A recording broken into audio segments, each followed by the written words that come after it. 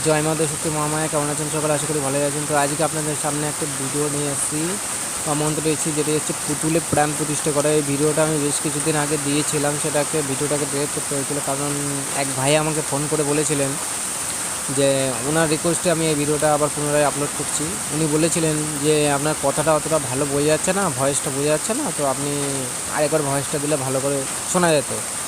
তো ওই দাদার রিকোয়েস্টে আমি আবার অবশ্যই আবার পুনরায় ভিডিওটা আপলোড করছি।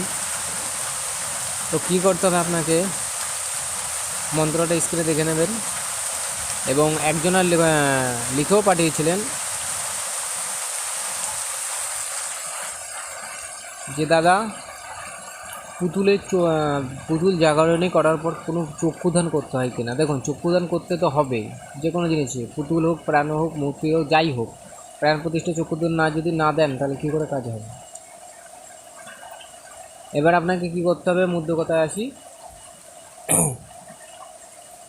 এই মন্ত্রটি পুতুলের 3 জায়গায় 3টে তুলসীর পাতা দেবেন, কপালে একটা, বুকে একটা, নাভিতে একটা। এইভাবে 3 জায়গায় 3টে তুলসীর পাতা দিয়ে মন্ত্রটি 3বার পট করে ফু দিয়ে দেবেন। এইভাবে আপনাকে পরপর 3 জায়গায় ফু দিতে হবে, যেখানে যেখানে তুলসী পাতা রেখেছেন। এবার এটা কবার করতে হবে, আপনাকে 3বার করতে হবে। 3বার করা হয়ে গেল, পুতুলও রেডি হয়ে গেল। এবার আপনি ওর উপরে চক্ষুদান হোক বা যা আপনার জানা আছে, নয়তো গুরুমন্ত্র পাঠ করে দিলেন। দেওয়ার পরে ওইটাকে কী করবেন, আপনার এবার যে কোনো ক্রিয়া, যে কারণে আপনি পুতুল দিয়ে কাজ করছেন, সে বিচ্ছেদ ক্রিয়া হতে পারে, বশীকরণ চালানো হতে পারে, বা যে কোনো ক্রিয়া আপনার, ঠিক আছে। এবার সেই পুতুলের উপরে আপনি সেই কার্যটা আপনার করতে পারেন। তো যাই হোক, মন্ত্রটি আপনারা দেখতে পাইলেন। এবারে নিয়মটা বলি, মন্ত্রটি ভালো করে মুখস্থ করে নেবেন। মুখস্থ করা হয়ে গেলে শনিবার, মঙ্গলবার, অমাবস্যা, পূর্ণিমা দেখে মন্ত্রটি উত্তর দিকে মুখ করে বসে ধূপকাঠি, পান, সুপারি এবং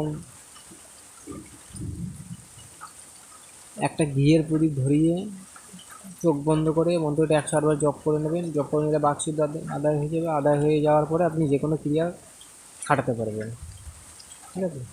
তো ভিডিওটা যদি ভালো লেগে থাকে তাহলে অবশ্যই শেয়ার দেবেন 5টা লোকের মাঝে, এবং লাইক দেবেন, সাবস্ক্রাইব করবেন ও চ্যানেলটিকে শেয়ার করে দেবেন।